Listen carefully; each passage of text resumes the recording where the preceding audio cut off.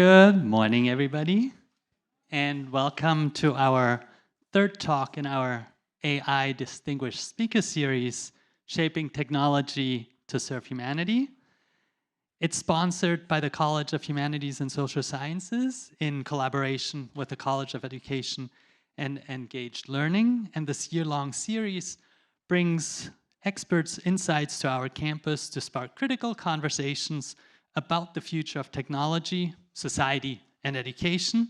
A few weeks ago, we welcomed Dr. Tina Ilyasirad and her talk on the truth of the matter in the age of generative AI. Today, we have the pleasure and honor to introduce you to another distinguished speaker, Dr. Julio Ottino, and his talk on Beyond Breakthroughs, Human Creativity, Break With, and the Limits of AI. In sum, creativity isn't just about producing better answers, it's about different questions that ought to be asked. And Dr. Ottino's talk explores the anatomy and transformative creativity, distinguishing between breakthroughs that extend existing frameworks and break with that redefine them. Today, as you may have noticed, is a bit different. You received a raffle ticket on your way in and would kindly ask you to stay after the Q&A session, as we'll have a little drawing with giveaways, including a couple of his books. I'm the co-host with my colleague, Kate McCaffrey, and I'm also a member of our research on interdisciplinary global studies network here on campus, and the director of Project Ours Lab. And without further ado, I'll ask our Dean, Fatma Millie, to introduce Dr. Ottino and enjoy our talk today.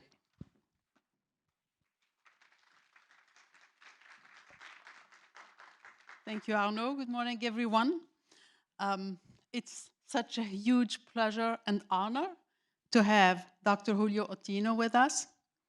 When we think about how to prepare our students for the future, we're often stumped as to what skills they will need exactly. What we know for sure is that they will need depth and breadth. They will need mental flexibility and self-confidence that they can contribute not just to one discipline or two, but to as many as they would like to. They will need energy, passion, and optimism. They will need faith in the human potential. All of these attributes describe perfectly Dr. Julio Ottino. You all have his resume, and you can look up all of his awards and accomplishments. He's an accomplished engineer, an outstanding researcher, an innovative artist. He's a member of every relevant distinguished body of his field, including the National Academy of Science. His recent book, The Nexus, Augmented Thinking for a Complex World, is a visual delight and is a visual and intellectual delight. He's one of the most prolific minds who knows no disciplinary boundaries, and I'm looking forward to his talk, so please enjoy. Well, thank you, Fatma, for that wonderful introduction. Are you hearing me okay? Could someone answer if everything is fine? Yes. Okay, good.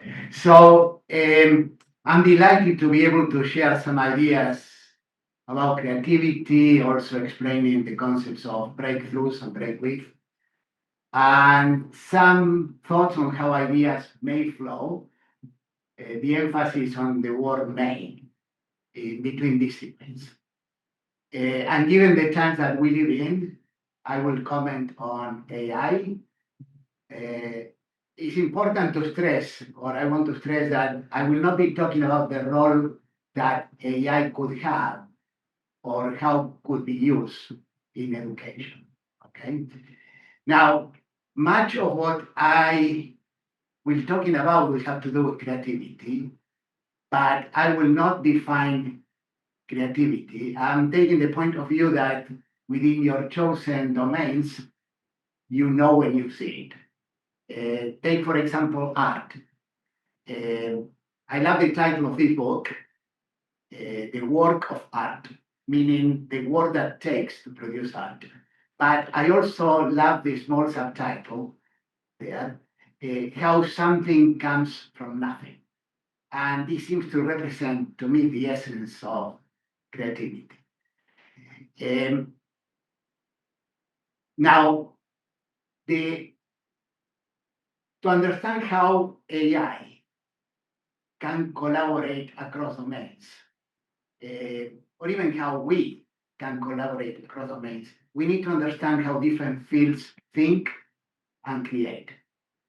Assigning verbs to some domains may be easy, even uncontroversial. For example, science discovers, technology invents. Art, well, things here get complicated. Outsiders will equate art with creation, but virtually no artist will. Creation is a byproduct. Artists will come with many other words: provoke, incite, challenge, reframe, shock, upset, document, reveal, and maybe even educate. I have humanities in here, but this is a big space, and of humanities, let's say, put philosophy here. And put philosophy here because how is that I want the words interpretation, questioning, understanding. By having conversations with, in this case, a friend and a colleague, Sandy Goldberg, a philosopher, he used to be the chair of the Department of Philosophy here. The important thing here is that these are not different outputs, what these domains produce. They are different cognitive modes. So through the cross-domain collaboration, intellectual collaboration, requires understanding and integrating these different thinking modes, not just combining their products. Today's creativity landscape forms a dynamic network. Not everything has to be part of this network, but of this network, I'm extracting only a triangle. And art and technology have a mutual attraction. Art wants technology ubiquity and power. Technology wants arts and further thinking and innovation. The art science relationship is one that may be more one-sided. Technology serves as a bridge, which is why many collaborations are actually art technology partnerships. Before we dive into examples, we need to understand how creativity emerges within a domain. These ideas come from a former neighbor of mine. Actually, he was in Chicago, University of Chicago before I got here, Mihaly Csikszentmihalyi. It's not enough to have a brilliant idea. The idea must navigate a complex system. The terms domain and field are important here. The domain is accumulated knowledge and rules. It's something that would exist even if humans were not part of Earth. Okay? The field is the human gatekeeping system, the people who practice in the domain.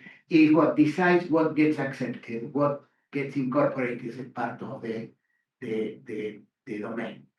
This framework helps understand why some breakthrough ideas take decades to gain acceptance, while other ones are embraced immediately. For example, in mathematics, there is no question as to what needs to happen to an idea to be part of the domain. The theorem is proved or not. In art, for example, the people who practice in the domain, curators, collectors, art critics, museum directors, is more complicated relationship. But I want to distinguish between two levels of creativity. Breakthroughs, and I put a hyphen in there, breakthrough represent expansions, but break with are transformational. They abandon core assumptions. They are very rare. It's a very high bar. Think of relativity and quantum mechanics in physics, for example. But I'll mention some examples that may be more to the palate of this audience. These are breakthroughs. I will bring this point later in the talk. A breakthrough enlarges the domain,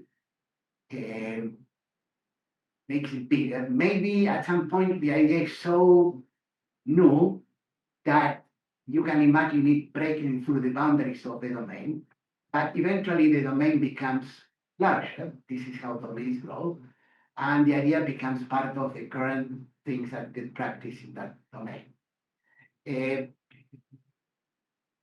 So I mentioned creativity and I mentioned AI. So let me make a couple of comments about AI. Okay? AI, let's assume, or just state, two things that are uncontroversial. One is AI can access, in principle, everything that is out there in a domain, multiple domains, everything that is known up to now. AI responds to prompts. You hear about unsupervised learning, but that requires an initial prompt as well. AI can answer questions. For example, you can pose a question and say, could you explain this to me? And an explanation will be produced. Have to double check these things. It can find connections. You can say, tell me about ideas that could combine these two domains, these two or more things. It can find connections. These connections can lead to a new concept and it can increase the size of the domain. And the connections may lead to something that is, quote unquote, a new thing. It can find patterns. You can ask, go and find what, for example, inventions within a university in a given domain, like physics or engineering. And you can ask how many of them were done with collaborators, how many of them were members of women. You can find all of these things, and you can find common patterns on all these things. And this could lead to connections that may lead to new things. You can also ask questions about filling gaps in between the domain. Sometimes the holes are really very, very hard to fill. You know that you could fill them, but that would be a major achievement. For example, all the basic physics for quantum computing are known, but how to build a quantum computer is still a very insurmountable problem in engineering, or stabilize fusion, for example, or prove a conjecture in mathematics. Some conjectures have been out there for 100 years. There are some attempts to do a couple of these, but for example, the most famous one could be the conjecture between called P versus NP. That would be amazingly significant for AI and everything that follows. So, but the question is, this will represent the high bar for AI. Now, in everything that I mentioned, all the ideas stay within the domain. Why? Because AI, in some sense, can produce assemblies of ideas that are in the domain. By the way, there are ideas out there that are not part of domains. Any idea that is anybody's heads, writers that are imagining new books, those ideas are not part of what AI can access. They are inaccessible. In everything that I mentioned, all ideas stay within the domain. So a breakthrough enlarges the domain, but all ideas stay within the domain. A break width is something different. Break width are transformational. They are abandoned core assumptions. They are rare. They are a very high bar. As I said, think of relativity or quantum mechanics in physics. But these ideas have to disavow all the assumptions that were built in the domain. For example, all scientific revolutions were breakthrough, okay? Which brings us to, I would say, the essence of abandoning core assumptions, okay? One nice example that I like to give is Edwin Abbott Flatland. Flatlanders live in these two-dimensional domains. They, for example, would see the visit of a sphere as something mysterious. It will appear first as a point, then as a circle that increases in size.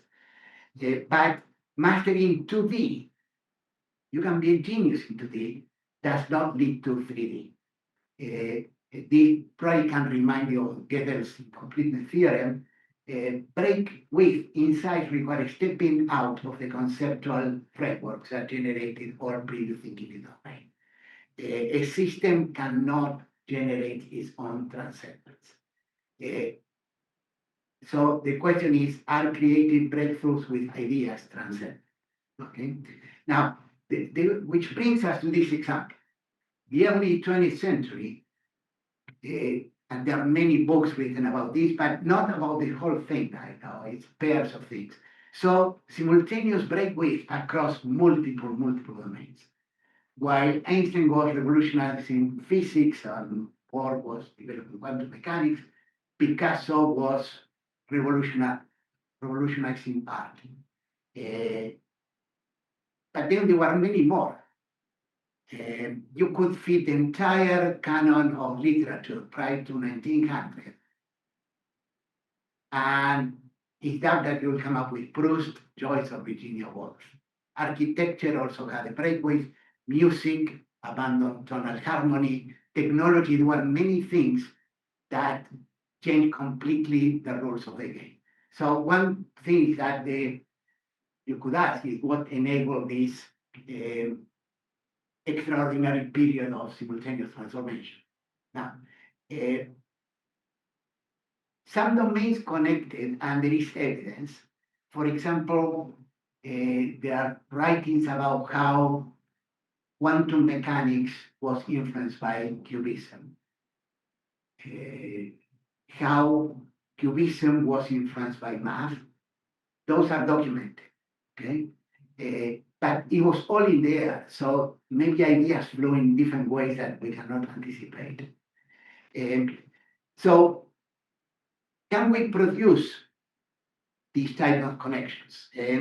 Linus Pauling, the only person in history so far to win two individual Nobel Prizes, and one of the two people to be awarded Nobel Prizes in two different domains. The other one was Marie Curie. He got in 1962 the Nobel Peace Prize, and before that he got the one in chemistry, and then he got the Nobel Peace Prize. This is a strange thing. The Nobel Prize was announced in October of 63, but the prize was 62. And they waited to award the prize the same day that the Treaty of Nuclear Proliferation went into effect. Now, the question is, can you sort of create an environment for these sort of connections? This is one example. Harry Holtzman published in 1950 what could be possibly one of the first very clear art, technology, science manifestos. Harry Holtzman was an artist himself. He is mostly known today by being the person who arranged for Piet Mondrian to came from Europe to the US and created this journal, this magazine called Transformation. I tried reproducing here how actually it looks, the cover, and says it was trans space formation, and says affirms that art, science, and technology are interacting components of the total human enterprise. But today, they are often treated as they were cultural isolates and mutually antagonistic. Transformation will cut across the arts and sciences by treating them as a continuum. And he enlisted lots of people, commissioned articles from a whole collection of people, from Buckminster Fuller, Heisenberg, Merce Cunningham, Giacometti, Le Corbusier, these are not in one issue, but they're spread on three issues. The three issues, these lasted three issues, 1950, 51, 52. That's it. And then it vanished. But 11 years after that, there was something that sort of captured the vision of Harry Holzman. And it was called 9 Evenings of Theater and Engineering. It was arguably the first scale successful art science technology collaboration. This involved 10 artists, 30 engineers, lots of music, theater, and dance people. John Cage was involved, Lucinda Childs, Deborah Hay, Steve Paxton, Yvonne Reiner. Not the time investment. Bell Labs led 30 engineers, led by this guy, Billy Kluger, for 1 year to interact with people from theater. And they produced revolutionary first. Closed circuit TV was invented there, infrared cameras, Doppler sonar. It was really a true collaboration. Now, there are interactions between artists and science, for example, but they are more one-sided. This fellow, Josiah Heleni, Elheni, really talked with people in astrophysics and astronomy to produce this piece or this collection of pieces, but it was more one-sided. It was science serving as an advisor to art. This was more inspiration rather than collaboration. A true balance, my friend Dario Robleto, we had him as an artist at large in Northwestern. For example, did a piece where he retrieved sounds from, the only word that I can use here is recording, but recording now means that you can play it back. But there were people who are trying to get signals out of hearts in suit with hair as a sort of status there. And he had to really learn science, collaborate with some archaeologists. This was a genuine interaction between art, technology, and science. Another one that, in my view, probably will see much more of. This is now is old. This was 2012. It started in London, a project from this collaborative called Random International. There was this very big space. This production went into LA, for example, and there were sensors in this space, in the ceiling and floor, and you could walk in there and there was rain everywhere except where you were. And it was a true science technology collaboration. Now, technology sometimes appears to disrupt things in a profound way, but eventually the technology may become a partner, and presumably AI will follow the same trajectory. In 1950s, photography threatens painting that at that point was becoming increasingly more realistic. Charles Baudelaire called photography art's most mortal enemy. But there were people like Man Ray, an American who made his career in Paris, embraced photography, created masterworks. You have one there from 1926 on the right. And photography eventually didn't displace painting, became another form of art. Now, AI will follow the same trajectory. Now, I mentioned the ability to ask questions. AI can deliver, there's a difference between using AI and collaborating with AI. I think that if you are the person who can collaborate with AI, AI can make you more effective, better if you want.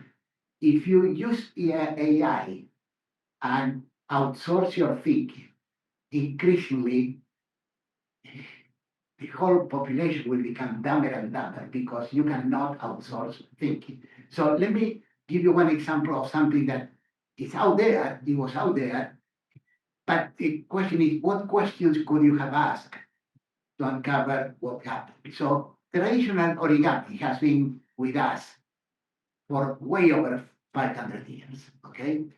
There is another thing, everybody knows what origami is. There is another thing which is probably less well known, which is tensegrity, which are structures that hang together by compression and tension. And I have a picture there to the left. You can barely read it, but there is an Estonian artist, sculptor, although sculpting in 1921 mostly meant bronze. This is before Julio Gonzalez in Spain had these things that they were all tensegrity things. Okay, eventually someone codified tensegrity. There was a master origami in Japan, or origami master, who codified all the folds and everything. And at some point, people in mathematics found it interesting, put some math to deal with origami, and eventually this evolved into something that now is called origami engineering. That has led to things like applications in aerospace. For example, you can transport something that will unfold to the size of a tennis court. And maybe it's the size of a carry-on when you put it in space. Architecture, temporary housing, robotics, material science, medicine. The question is, these things were out there. The fellow from Estonia had produced this. Many people knew that this was out there.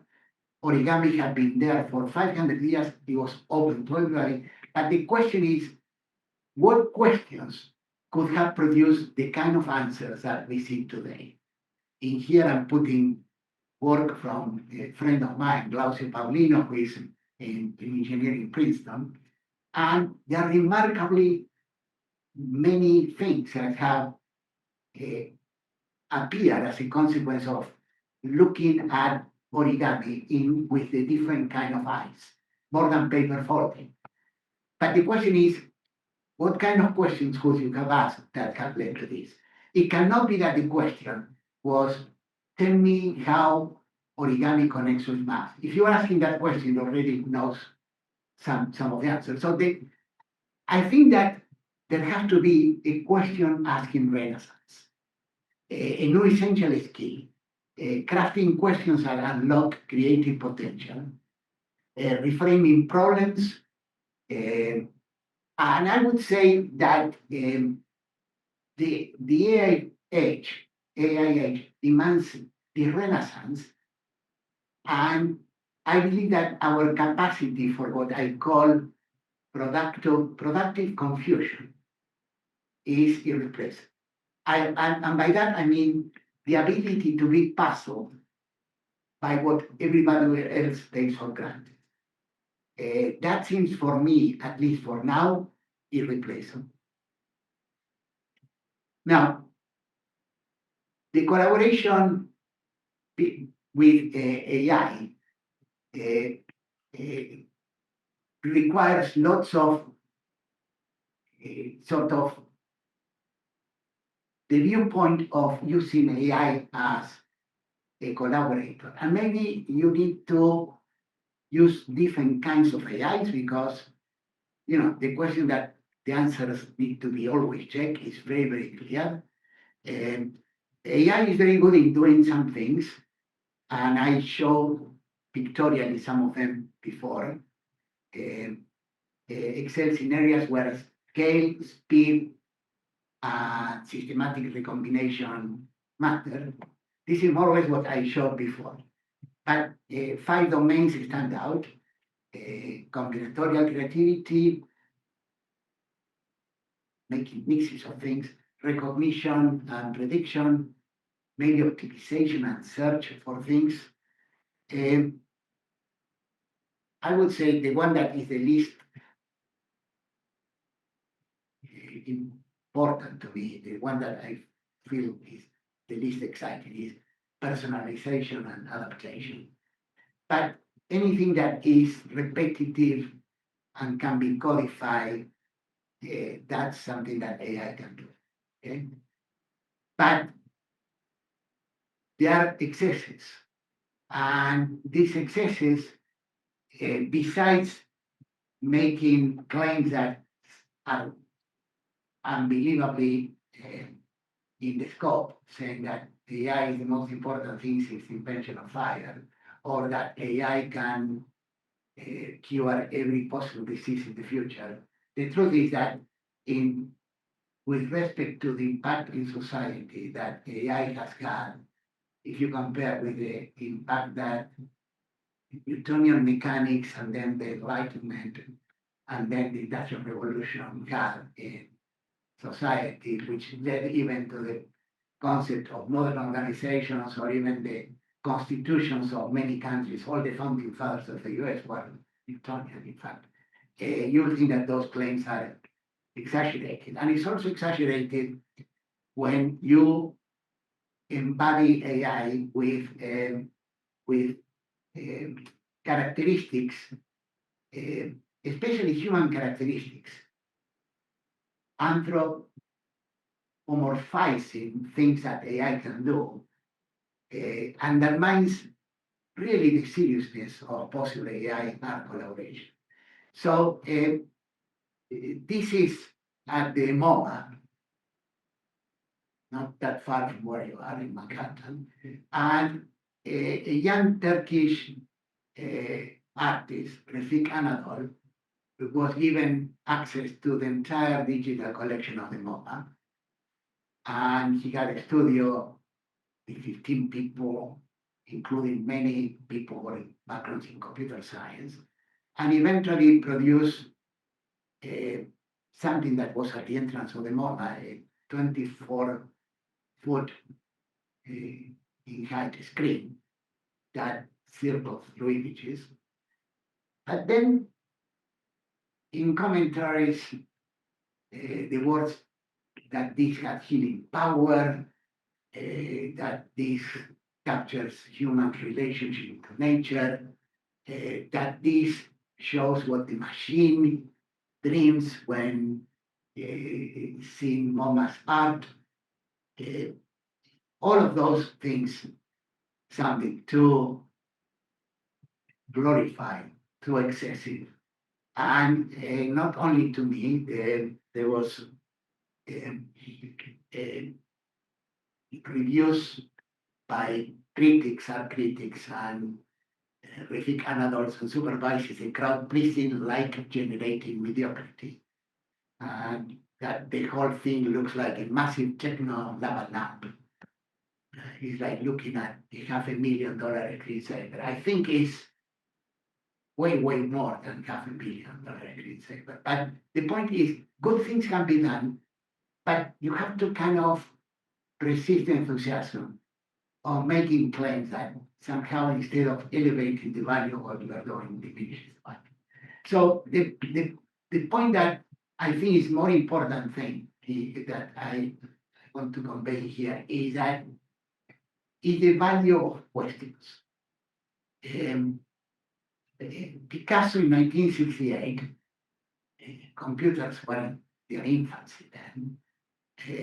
And actually, and half of the quotes that you see there, when you start digging, they are attributed to the historical person, but he actually never said it.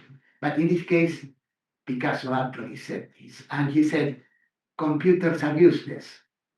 They only give you answers. And the insight of this is that questions are essential for any kind of breakthrough activity. AI excels at answers, but humans excel at questions. Maybe the collaboration model is one of human questions sort of combined with AI exploration, and that may give rise to creative breakthroughs. And perhaps asking good questions is the essence of creativity. And I alluded to this before. Could AI have invented quantum mechanics or relativity or forms of narrative like what I don't know, Virginia Woolf can make? Could AI have invented cubism, for example? The thought experiment is you can fit the entire corpus of Western art into AI prior to 1900. And the question is, could AI produce cubism or abstract expressionism or anything that happened afterwards? And my belief is cannot, for the reasons that I alluded to flatland and living in the 2D world and imagining the 3D world, you cannot do living in the 2D world.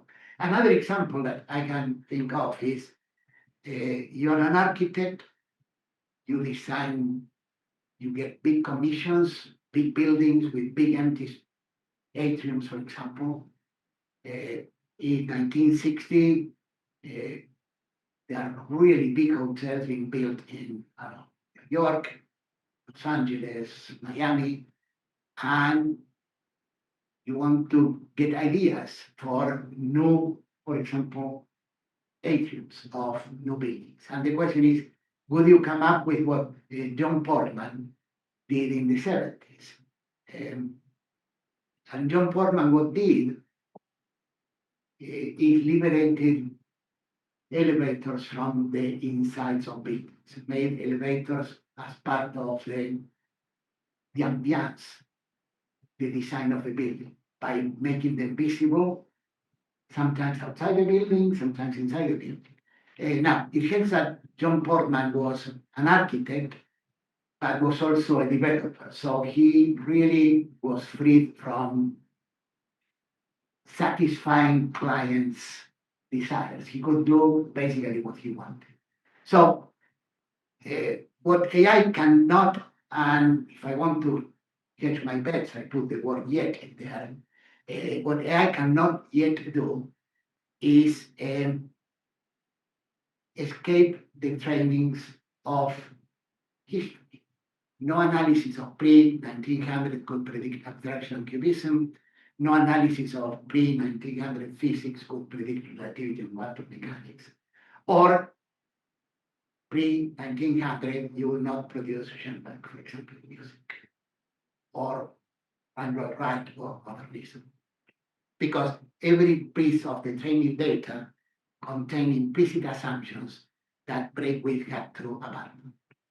So what AI can do is language translation, bridges specialized terminologies, can help with that, can find connections across vast knowledge of domains, but you have to guide it. Fast exploration of possibilities and could combine insights from multiple fields simultaneously. Probably of these, the bridges specialized terminologies in different domains, that's probably the most important. So the question is, could AI, going back to Harry Holtzman and his transformation, be a tool that makes the 1950s dream of Harry Holtzman achievable? So it can do combinatorial exploration, bridge languages, assumption questioning has to come from the human side. Human side have to question assumptions, and then AI can explore consequences. So the pattern that I think is AI can find unexpected connections, but humans have to provide the creative interpretation. And again, our capacity for productive confusion is what I want to stress again, the ability to be puzzled by what everybody else takes for granted. And I think that the opportunity now, if you are so inclined, is better than ever. So the path forward, the historical model of individual geniuses like Einstein, Picasso, Edison, probably will evolve more into, and many things are evolving into collaborative networks. And the emerging model could be human AI partnerships.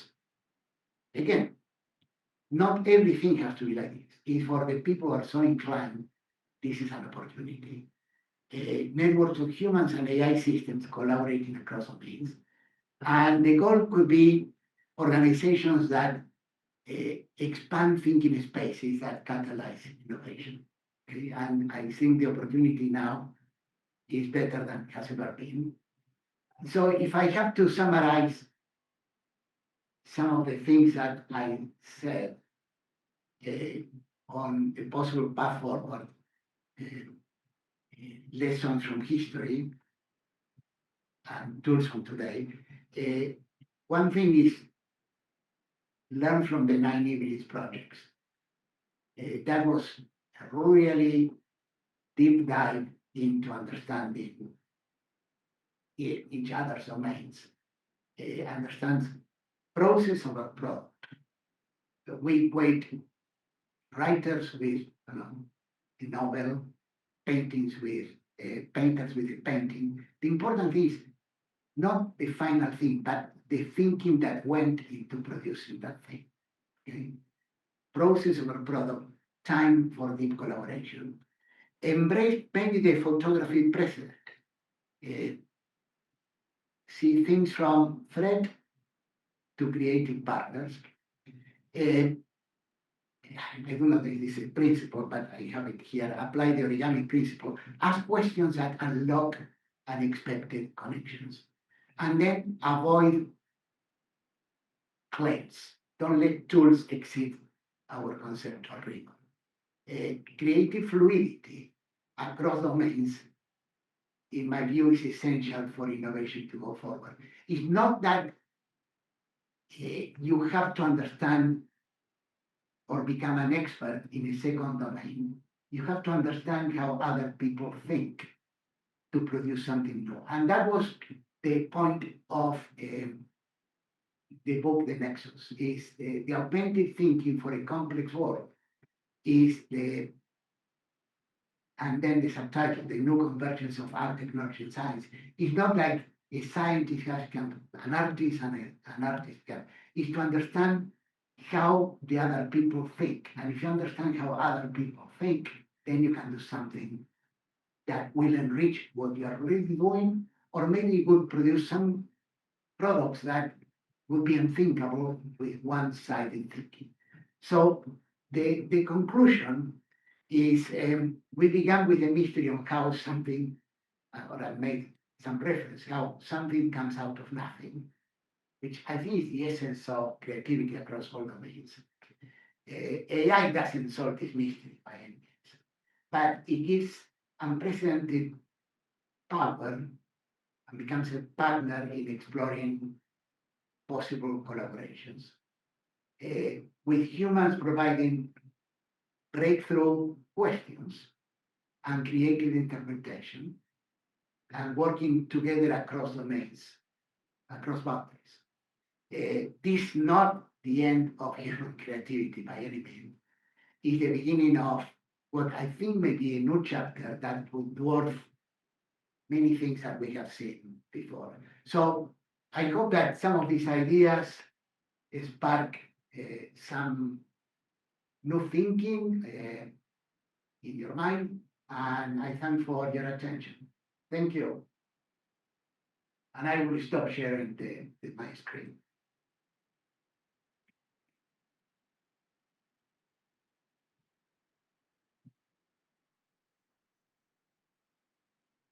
Okay.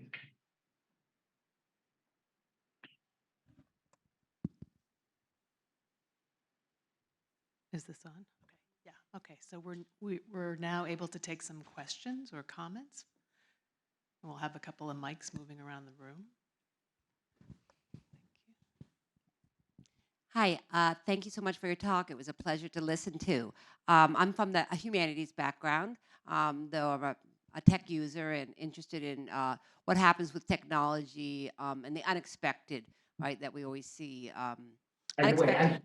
I hear you very faintly. I'm so loud. Is it better now?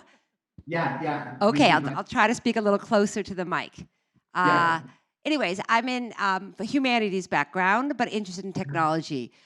I think Yeah. your argument, as I understood it, about the current limitations to sort of break with emergence through AI, kind of break with thinking and ideas, maybe misses the idea of the break with comes from juxtaposition, right? So I understand with AI, we're trapped within the domain of what's put into the AI.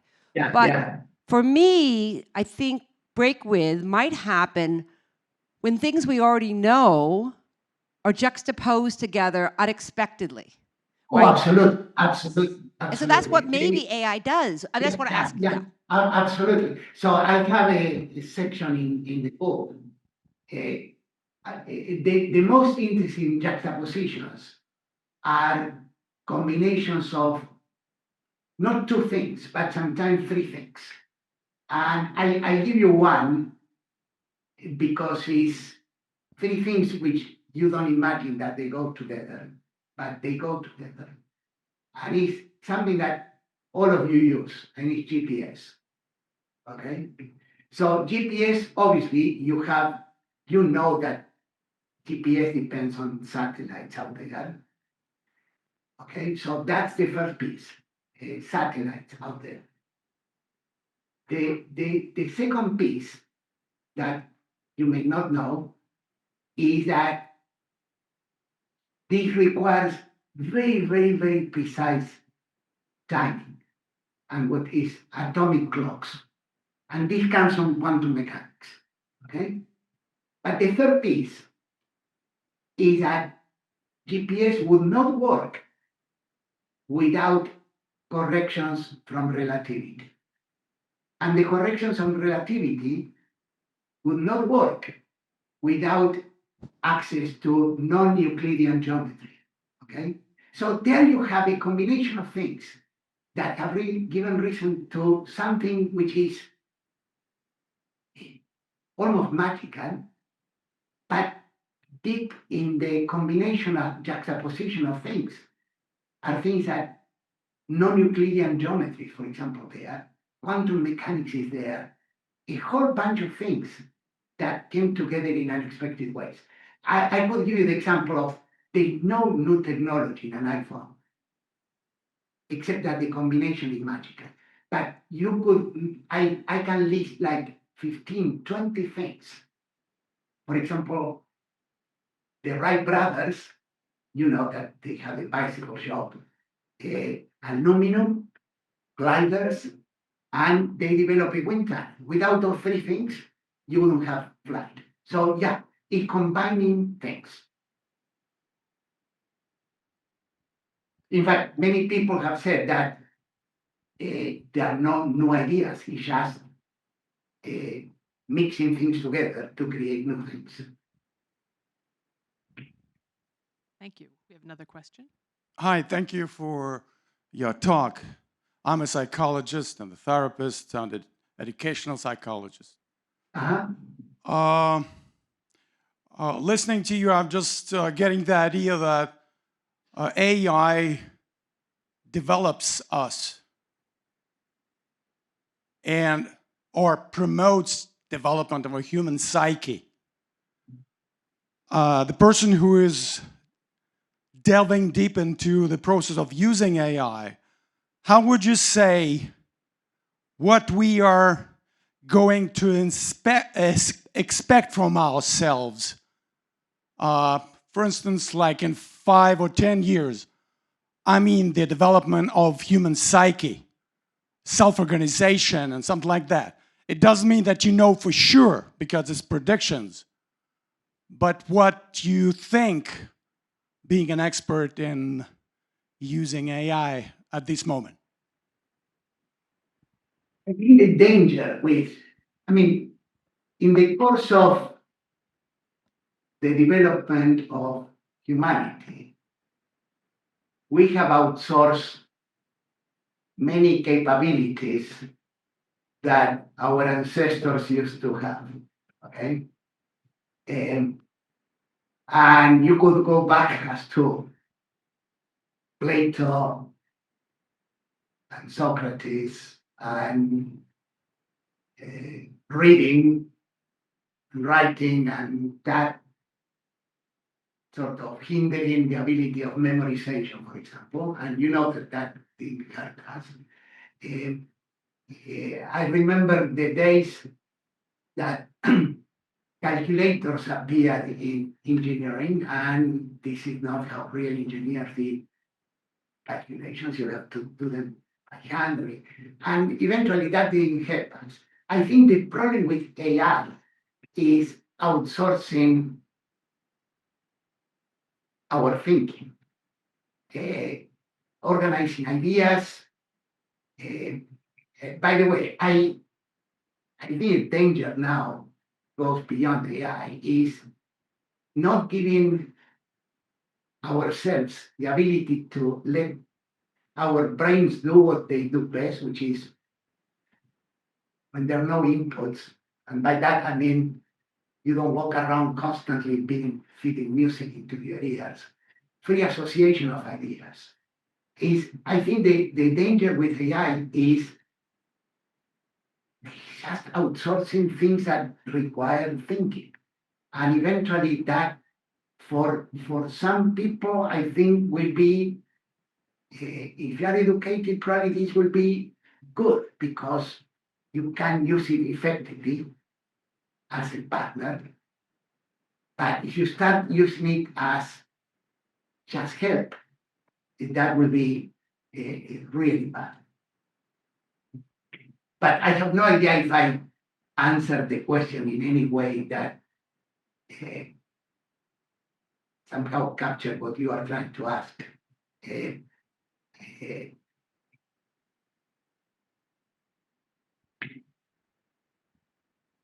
We have another question. Hi, thank you, along with everybody else. Thank you for your presentation today. It was fascinating. But along the lines of what you just said, I'm wondering, I noticed that, to my knowledge of the famous luminaries who created breakaways from our standard ways of practicing, the ones that I'm most familiar with, Einstein, Schoenberg, had incredibly intense and rigorous, careful, disciplinary expertise before coming to that breakaway point. yeah, absolutely. And I'm wondering, along the lines of that last comment, Yeah. how much of a threat there is from letting ourselves move away from building up that brain power and training, that fundamental understanding of the rules before you can completely stand them on their head. Yeah, so I'll give you, there is one person who I deeply admire, her son, working AI before AI kind of existed. Won the Nobel Prize, I think, of economics, but working psychology, a whole bunch of things. He listed 3 characteristics of creative individuals. The first one was deep knowledge of one area and potential areas. And so, for example, this is the thing popularized by Malcolm Gladwell with the famous 10,000 hours, okay? So see, if it was 1960, for example, and you are in computer science, and you decide that it would be nice to know something about biology, before all biology became like what can a four-letter code produce before the uncovering of DNA. You were in the driver's seat because those two domains have never been connected, but 10,000 hours. But the most important thing is you have to learn a domain before you break away from it. A quote that I often give is George O'Keeffe. You have to learn everything. You cannot break rules if you do not know what the rules of the game are. You have to have that big thing. The other one in the Simon listing was the ability to have a problem in your head for long, long, long time.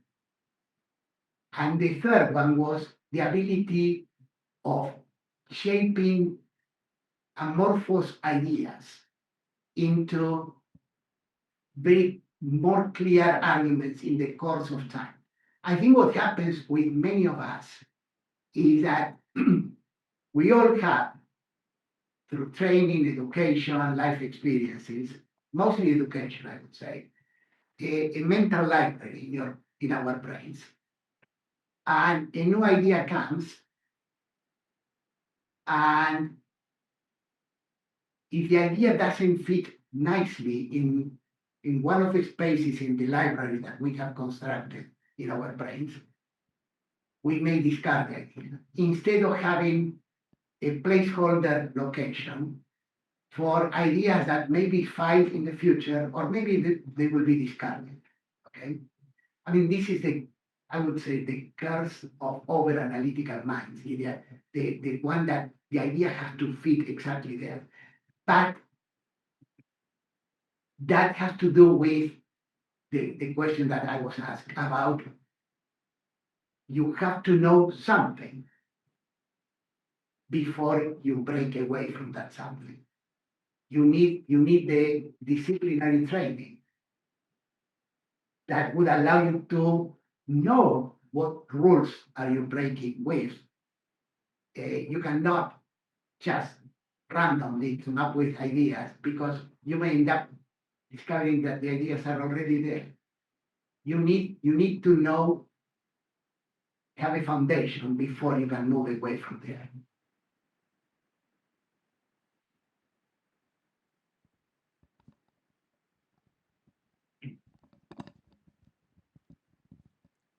Hi, again, thank you so much for your time and for a very illuminating talk. This sort of follows up on your last answer, which is, can there be too much of a preference for the break with? Meaning, I would say, if I'm being critical, okay, I'm in a big research university, okay.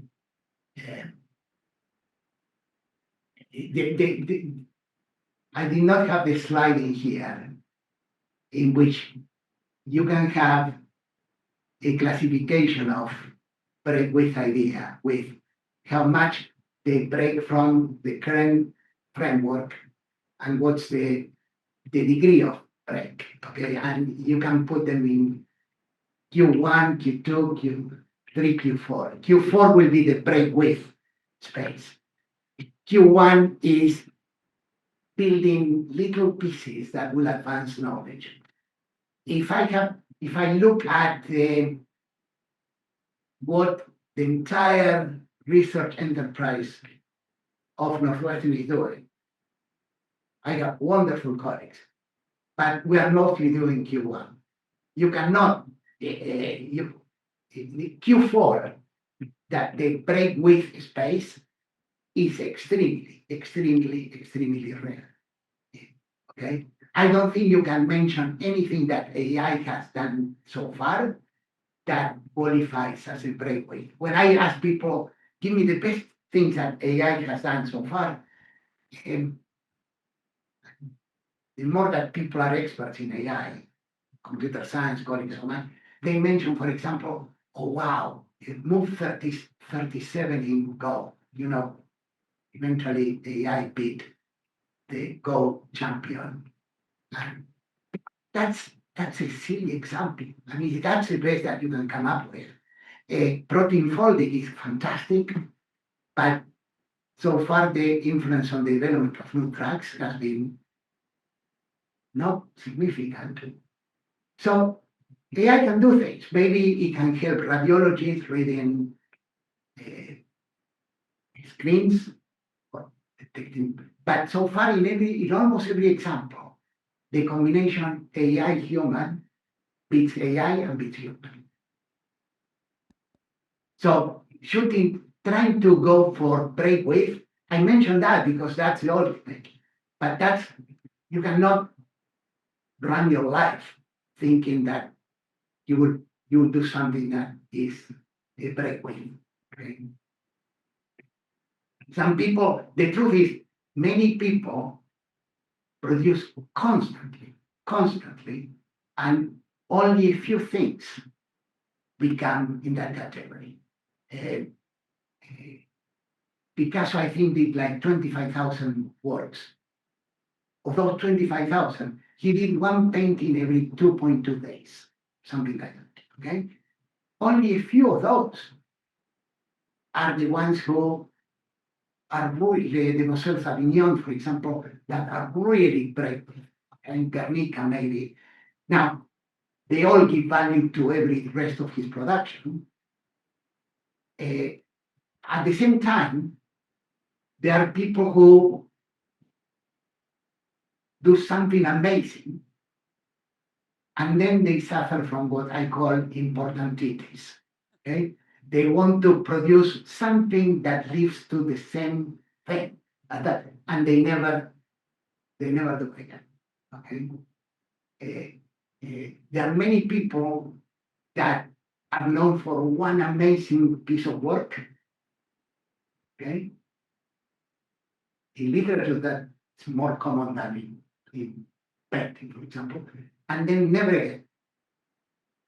So, but the key to having a good idea is probably I want to is to have lots of ideas and lots of diverse ideas, because if all your ideas are kind of small perturbations of each other, that's the best argument I have for having diverse teams.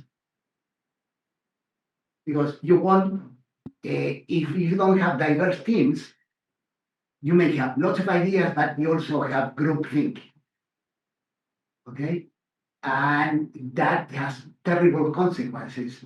For example, in something that was notable, the economic crisis 2008, the International Monetary Fund did an analysis of themselves, an office, and they concluded that, yeah, they have all of these amazingly smart economies that kind of reinforce each other in their thinking, and they never brought some thinking that was outside that set.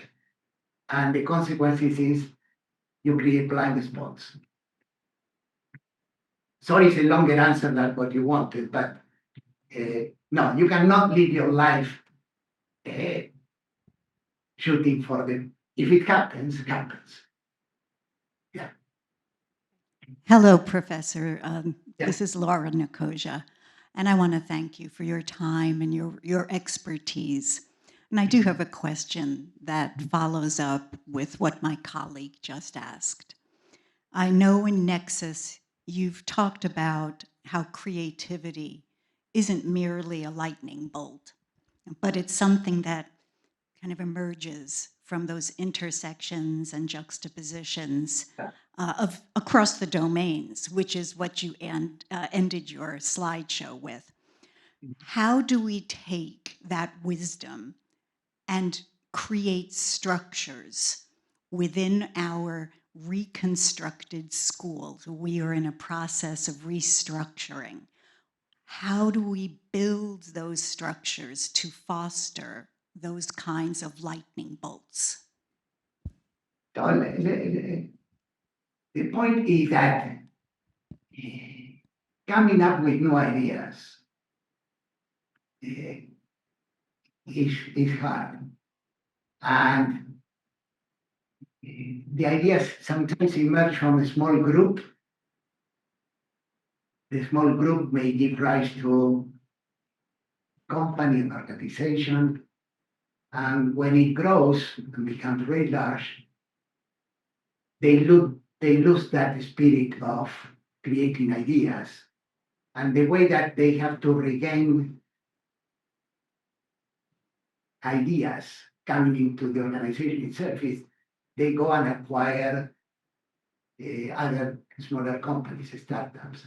Okay? But within the context of education, I think you have to create, and it's hard to give the bullet points on you have to do this and this and this and this. Eventually, it's something that should be in the culture of what's possible. So I'll give you one example.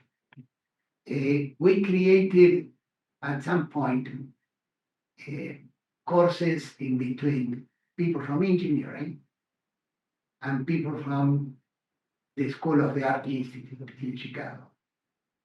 And we said, this is how the course will go. And we call the course Data as Art. And we said, we want to explore the possibility of having teams of 3 or 4 people looking at massive sets of data and want to see what can come out of it. Now, the most important thing is that there have to be enough people out there who are curious enough that they will say, wow, that looks like something I may want to do. And eventually, there were enough people from both sides that decided, yeah, this sounds interesting. So one example that I like to give about this was one data set that they had was school choice in Chicago. And the team, I think there were 2 people from engineering and 2 from the School of the Art Institute.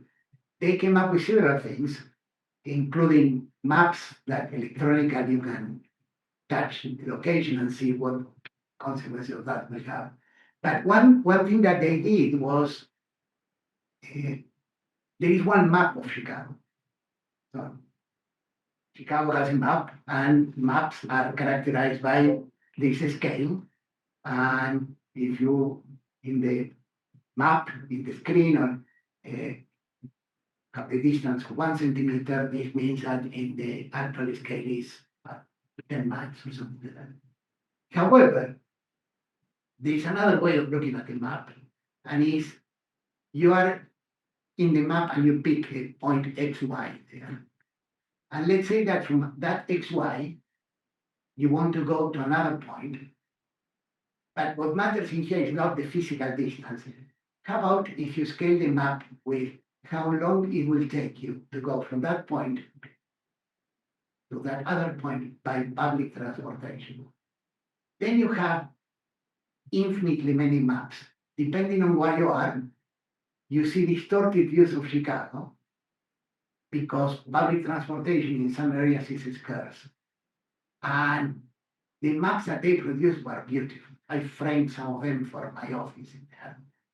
And the point is, I have no idea how is that they decided to look at this in this way. But that was a consequence of having people from art and people from engineering looking at school choice in Chicago.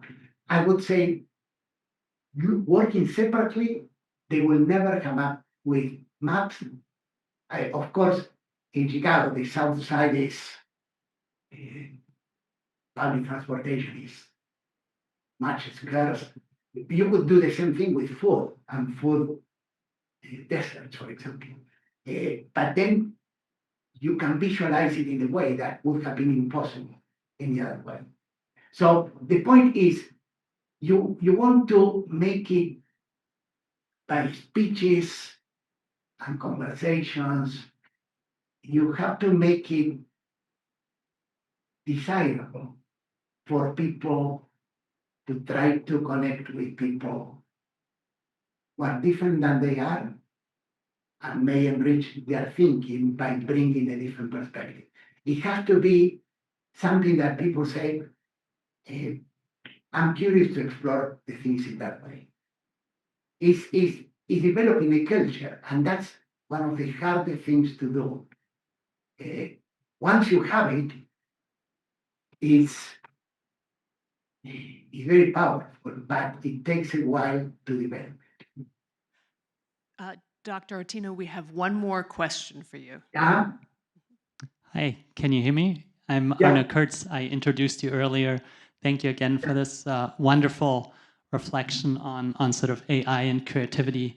And I want to take a few of the comments and questions that we had, and it's almost like squaring the circle. I hope you have an answer to this, but you mentioned, you build on Bourdieu with, instead of the field, you talk about the domain, and I really like how the Marxist idea is then sort of transformed into a more tech-oriented when we talk about domain and knowledge. But what I'm concerned about is the fact that you mentioned we need to build these spaces. And CWU has called these spaces in-between spaces when you have space travelers, right? The people that connect this. And you mentioned earlier Picasso and Cubism, right? He had a rigorous training before he broke through the ceiling here. And my question in terms of education, but also society more general, is how do we create these in-between spaces? You talked about the 9 evenings, right? It's a vanguard, it's a small group. Here we're at a public institution and we're trying to educate a broader population. So how do you see the creation of these spaces for collaboration so that it is also more accessible? Thank you. So in order to produce a change within an organization. So for example, when I was dealing here, I had 4 different populations. I had the undergrads, I had faculty, I had graduate students, I had staff. They all have different renewal times. The undergraduates, every 4 years, you get a new class. PhD students, they come much more centralized in departments, 5 years. Faculty can have careers that last 30 years or longer. And staff can be part of the change because they can become really, if you explain, whenever we hire new staff, and every 3 months, maybe we'll bring 15 new people, I will always have a conversation with them, and I will ask where they were, and I found a way of connecting people through the steps in the network that will make them connect. So the point is, it takes a long time for people to absorb the idea that you're all part of a connected network.